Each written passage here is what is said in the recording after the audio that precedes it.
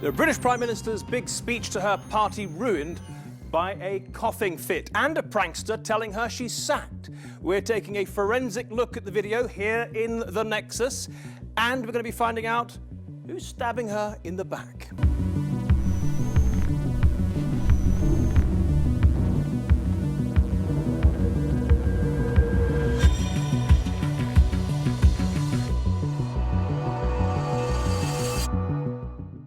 Hello, I'm Matthew Moir, and here in the Nexus we bring together all the video, all the sound bites and the clever people we need to hear from to pull the story apart. And that includes today Ian Dunt. He is the author of Brexit, What the Hell Happens Now? We also have Rory Bloomfield. He's pretty much the exact opposite. He wrote a book called Better Off Out. And we have a satirist with us to pick apart that ridiculous conference speech. Ian Moore, he lives in France. He's got his own problems.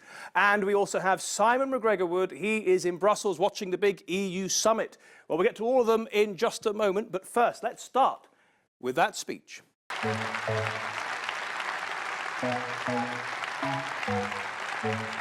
Our national campaign fell short. The public wanted to hear a message of change. I hold my hands up. I am sorry. With a foreign policy of neutrality and prepare for a run on the ground. Boris asked me! Boris, please say you did this. You asked me to, and now you're denying it. Unbelievable.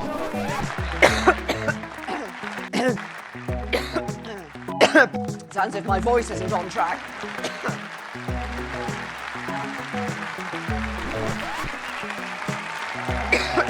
Thank you.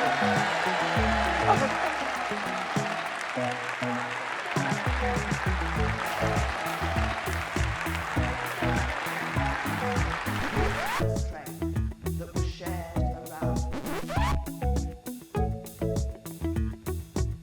I am sorry.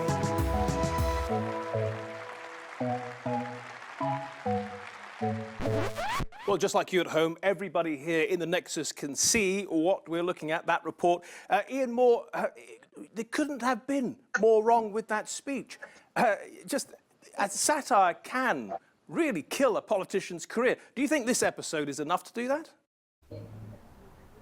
To kill her career? No, I don't think so, because I think she's done such a bad job so far. She's made the chalice so poisoned, nobody actually really wants it at the moment, other than Boris. I mean, I'm a stand-up comedian by trade, and the dry mouth thing comes from really not believing in what you're saying. If you're not selling your stuff well enough because you don't actually believe it, and but I think if you were writing a new satire and you were looking at it from a spin doctor's perspective, the letters falling off, the coughing, the P45, which for our international viewers means you're sacked, and various other things happening, those are all the ingredients for a great comedy. Almost too much, I'd say. If you actually wrote that, if you actually wrote all that down in a script, a producer would say, "No, you've over-egged that particular pudding." The analogy of "f off" is just too much. You would have to change that probably. Ian, we're going to be coming back to you a little later in the show, obviously, because you're out there in France, hunkering down, concerned about whether you might be booted out when Britain leaves the European Union. But I want to just go to Rory Bloomfield for a moment. Rory, we know that you support Boris Johnson, at least to the extent that his views on Brexit. We're just going to take a look now at what if Boris became Prime Minister. Let's roll that. Highly educated, charming, international, and a hugely accomplished politician. He has all the qualities to become Prime Minister. Or maybe not. To some, he's Britain's biggest buffoon, an embarrassment on the world stage, and the man who tipped Britain into Brexit crisis. So which is it? Well, it's a bit of both. He does have an international background. Born in Manhattan to British parents, he also has Turkish, German, French, and Russian ancestors. He describes himself as a one-man melting pot. He is, of course, highly educated, winning a scholarship to Britain's most famous school, Eton, and then a scholarship to Oxford. There he mixed with a generation of undergraduates who came to dominate British politics, including Britain's future Prime Minister, David Cameron. So why does he sometimes talk total nonsense? Here he is complaining about the EU before the referendum. It makes me think of some badly designed undergarment that has now become too tight in some places, far too tight, far too constrictive, and dangerously loose in other places. As a politician, he has had some big achievements, winning 2 terms as Mayor of London, and he did help the Olympics for the British capital. But even as Mayor, he did look silly at times, stuck up on a zip wire looking totally helpless. And on a trip to Japan, a rugby game turns into another PR mess as Boris knocks over a little boy in a bone-crunching collision. But he keeps climbing the ladder and is now Foreign Secretary. An odd choice when you consider he once compared Hillary Clinton to a sadistic nurse in a mental hospital. And he caused outrage by quoting a Rudyard Kipling poem at Myanmar's most holy Buddhist site. Come you back, you English soldier. You remember that? A hint of colonialism that embarrassed even Britain's ambassador there. Not appropriate. And Boris can be ruthless. He campaigned in favour of Brexit against the wishes of his old Oxford chum, David Cameron. And when the Prime Minister resigned after failing to keep Britain in the EU, I think the country requires fresh leadership to take it in this direction. Boris jumped at the chance to replace him. But his allies deserted him, and Theresa May won the leadership contest, leaving Boris with egg on his face once again. Rory Bloomfield, that's a very amusing report by me. Let me ask you something. What do you like about Boris exactly? Well, he's optimistic. He puts forward the case with verve. He really believes in how he says what he says, and he really does G up the government message when it comes to Brexit, which is something that has been lacking up until the Conservative Party conference and up until his speech where he called for the people to, or for the lion to roar. Do you think he has leadership material? Well, he certainly thinks so in putting himself forward, at least in the previous contest. Of course, he says, as does others, that there is no vacancy at the moment, and they are putting forward their faith and their confidence behind Theresa May as Brexit happens. Let me tell you, we were on the streets yesterday asking a few people around London what they thought. Here's what they had to say. I reckon he's going to be a Class A joke. Yeah, just a funny guy. Yeah. Can we take him seriously as a Prime Minister? Probably not. Seems a nice guy, but I wouldn't want him running the country. I'm, slightly to the right of centre, so I should be leaning towards that sort of person. But Boris, really, he's a buffoon. He's just a bit eccentric. So that's all I've got. Give the people what they want to hear, but behind closed doors, siphon off money and create policies for the very few. Well, we may not take him seriously, but he does put a smile on people's face. Rory, let me ask you, do you think that Boris is waiting in the shadows to stab Theresa May in the back? No, I don't think it's as definite as that. Of course, I think he would say that if the occasion would rise, if indeed there was a vacancy, then he'd put his hat into the ring as he did previously. But there is no vacancy. The government is one in trying to get the best Brexit deal, and that is the government operation and the view as it stands. All right, I just want to bring in Ian Dunt now, the author of Brexit, What the Hell Next? Let me ask you, when you observe Boris Johnson and Westminster, Whitehall, and speak to people in the know, do you get the sense that he's waiting in the wings to take over? He's not even really waiting in the wings. I mean, he keeps on. I'm astonished to hear other guests say that he's not trying to stab her in the back. He's done very little else over the last few weeks. She barely even finished her speech in Florence, laying out the conditions for transition on a Brexit deal, when he then pops out, gives an interview to The Sun, saying, well, oh, by the way, here are what my conditions are for a transition. Now, if you're Foreign Secretary, there's hardly any position in British politics, apart from Prime Minister, which is of higher seniority than that. Yes. His Foreign Secretary comes out, puts his own bespoke arrangements, which frankly weren't in line with what the Prime Minister said. Now, in any sane understanding of what politics entails, that is a major stab in the back. Fair enough, Rory. The government's position, and indeed in his speech just before the Conservative Party conference, just before that, he said he backed every comma, every hyphen, every sort of point of grammar in the entire Florence speech. So he put his full weight behind the His full Prime weight, and it Minister's is Florence considerable. speech, I don't mean to be rude, but let's talk about body language for a minute, Rory. We've got some... the lion to roar. Yeah, we've heard that one. We've got some video down here of him sitting down while others are standing up, and it took a fellow cabinet minister to prompt him. There we go. Look, sitting down, and then the lady on his left there, Amber Rudd. Come on, get up, Boris. I'm not a lip reader, but possibly she said that. What do you think, Rory? Doesn't that tell us everything?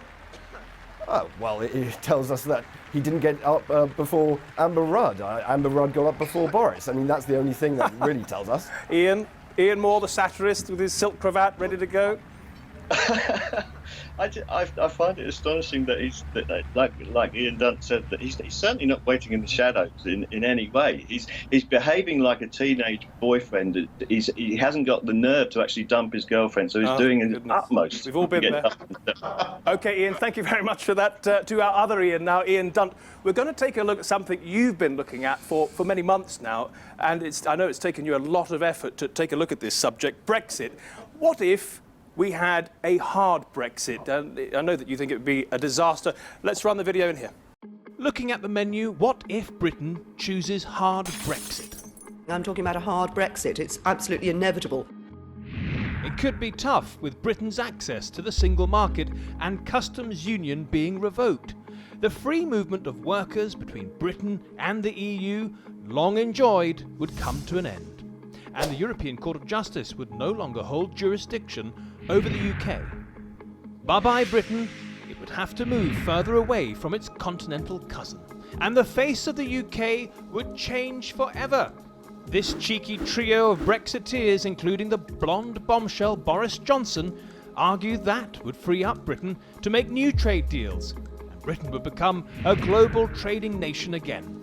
But hard Brexit might see tariffs imposed on British goods, meaning exporters are hit with additional costs. That's something Britain's serious-looking Trade Minister Liam Fox wants to avoid. We would want to replicate as best we can the current open trading relationship we have with the European Union. That works for both of us, it works for our citizens, but most importantly, if you introduce impediments to trade and investment in Europe that don't exist today, it doesn't exactly make Europe a beacon for open trade. The dour Germans are warning of something much worse. Deutsche Bank says a hard Brexit could cause the next financial crisis. The hardest Brexit of all, boiled at 10 or 15 minutes perhaps, would see the UK leave the EU with no deal at all. And that could affect almost every business in the UK.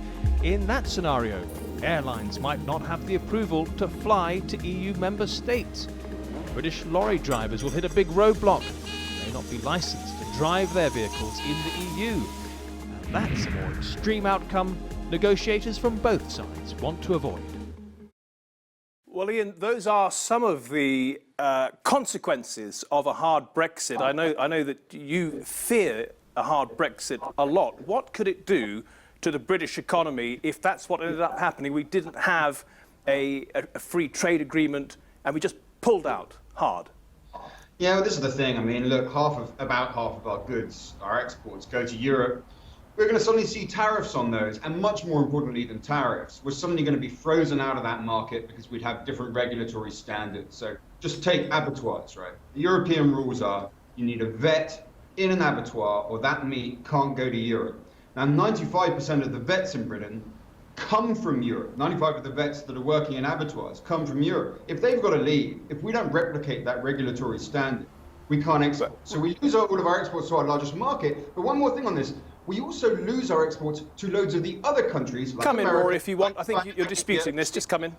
Well, all I would say here is that the government is introducing or trying to introduce the European Withdrawal Bill that puts EU law into the UK statute. And so on day one of us leaving, with deal or no deal, it will be the same regulatory patterns for both states, both I want to just get up to date with events now. We're going to go to Brussels and our correspondent over there, Simon McGregor-Wood.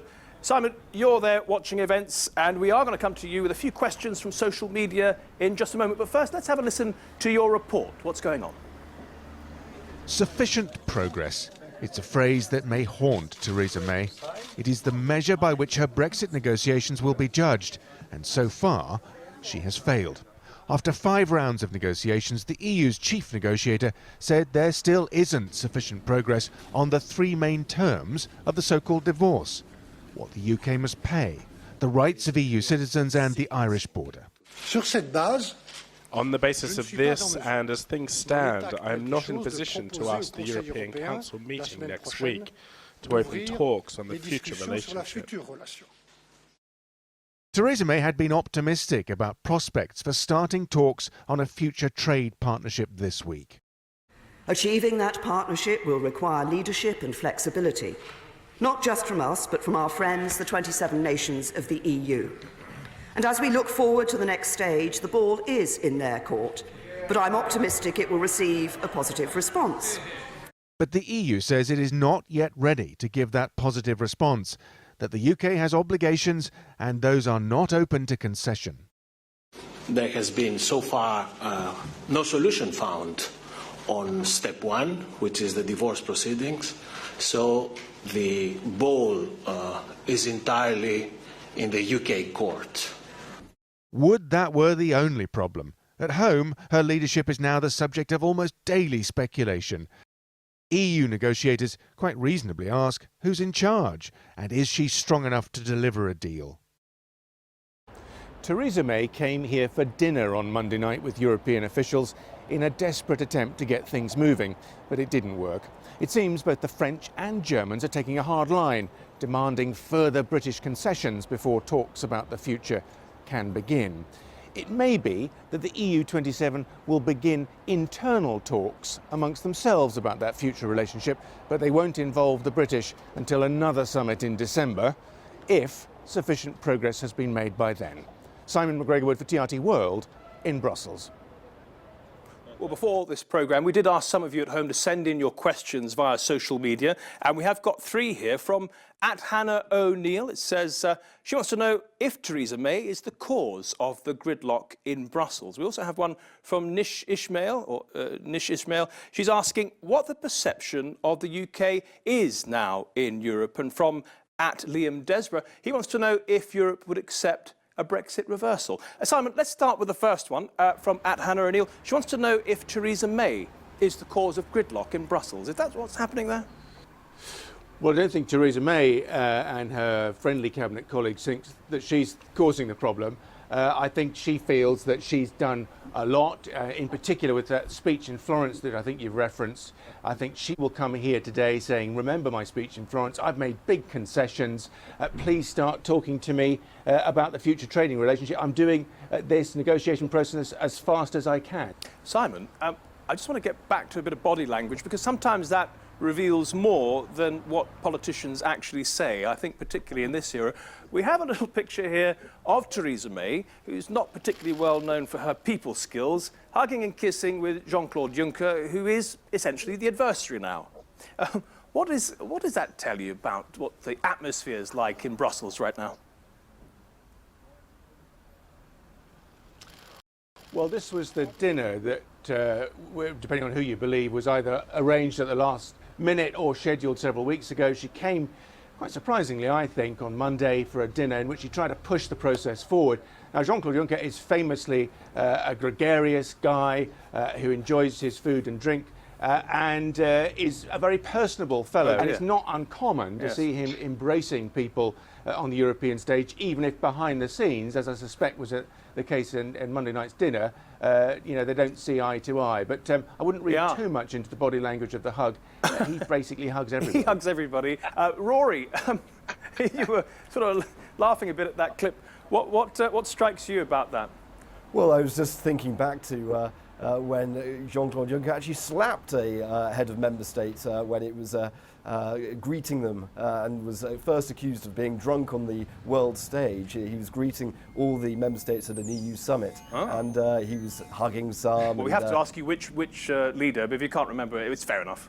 I can't remember who it was, but it was a 28 member state, including David Cameron at the time, and he was patting people back, including David Cameron. Let me ask he you, actually slapped someone. Good Lord. Let me ask you a serious question then from @Nish Ismail. She's asking what the perception of the UK now is in Europe. Well, I think it depends who you ask. Admittedly, it depends if it's a German car manufacturer. It's a concern that trade talks hasn't happened and it hasn't started yet, and one thinking that the UK has made some concessions and generous overtures. If it is someone in Poland or indeed someone who of European extraction in the UK, they'd be concerned about their future living rights, which. Okay. Yes, we're going to come back to Ian Moir, actually, who has his own concerns about living in France. But first, let's go to Ian Dunt. Ian, the final question there from Liam Desborough. He wants to know if Europe would accept a Brexit reversal. That presupposes that we actually, in the United Kingdom, run the vote again and decide to stay in. Would Europe welcome that? It's hard to tell. At the moment, we don't even really know what the legality is as to whether we can do it. The weight of legal opinion is that you can revoke Article 50. You can stop this. It's British legal opinion, European legal opinion. But what are the politics of it? There is a chance we get so far down the road that European leaders just think, you know what, it would actually just be easier if you go. But ultimately, Britain's a net contributor. It would be a good piece of PR for the country to come back in. Chances are Europe would have us back, but it may require some negotiation. OK, I want to go back to Ian Moir for a moment. Ian, not only are you a very funny man, a satirist, but you're also living in France. You're British. Tell us about your concerns about the future negotiations for your status and the status of your family. Well, I just go back to Simon's report first. I didn't hear any of the sound, unfortunately, but if you stuck Benny Hill's theme tune over that pretty much sum up Brexit so far and how it's regarded, I think. I have genuine concerns about my status here. My wife and my children are French nationals. I'm a British national. If I don't earn enough here, for instance, then I believe the reciprocal agreement that will be in the UK, I'll have to go back to the UK, and that's just not feasible to do. That's splitting up families. It's a very unnerving situation. And the thing is that there's a lot of, we talk about EU nationals in the UK, but there's a lot of British nationals in Europe in that situation. If they all turned up in Dover at the same time, the country would be in serious problems. You can't, the costers. People talk about the British dream at the Conservative Party conference last week. As far as I'm aware, the British dream has been for people to retire to Spain. I don't know what the Conservative Party is, the British dream, actually. Ian, thank you for that. Rory, you're somebody, as we know, who supports Brexit. Do you know which way the Prime Minister would vote if she could do it all again? Well, of course, she's been famously... what would the word be? Famously... Caught off guard, maybe? Let's listen. I know what you're thinking about. Let's play that soundbite. This is Theresa May being asked what she would do if the whole thing was run again.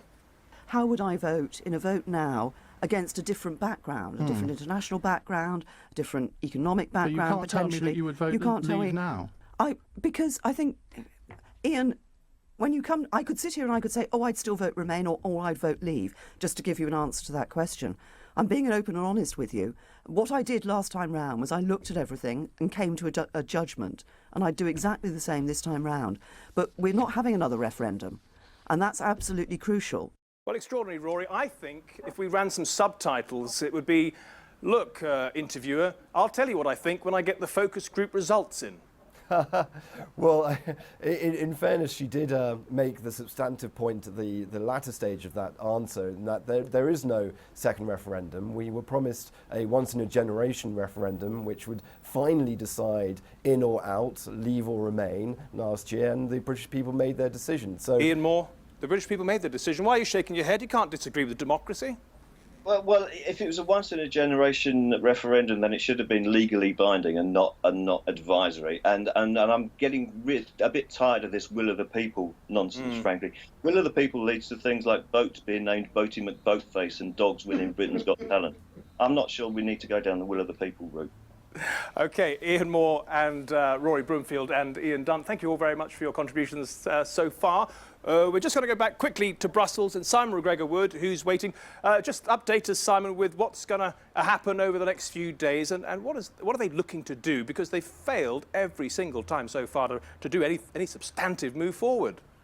Well, as you know from previous experiences, most of these summits are worked out, the conclusions are worked out before the leaders get here. That is pretty much the case on the Brexit issue, but there is some room for flexibility, and some diplomats have been quite surprised by the fact that Theresa May has continued this 11th hour diplomatic blitz, including the dinner with Jean-Claude Juncker, and she has another opportunity at dinner again tonight in front of the other 27 European Union leaders to make a pitch. She'll remind them of what she calls the concessions she made at the Florence speech, the money that she put on the table. It may not be enough, but it's a considerable amount, and they are not willing yet to give her full marks and give her the sufficient progress judgment to start trade talks, but they are, despite playing hardball with her, particularly the Germans, they are sympathetic to her fragile political position at home. Okay. So I think the language is going to give some cause for optimism. They'll recognise the concessions that she made in the Florence speech, but they will not give her the carte blanche to start the trade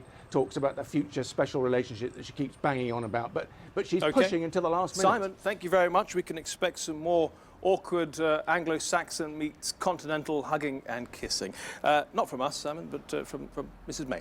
Anyway, Simon McGregor-Wood in Brussels, thank you. And I also want to thank our guest in France, the satirist, Ian Moir. Thank you very much for doing your best impersonation of Michael Caine for us, although I hear that's how you dress every day.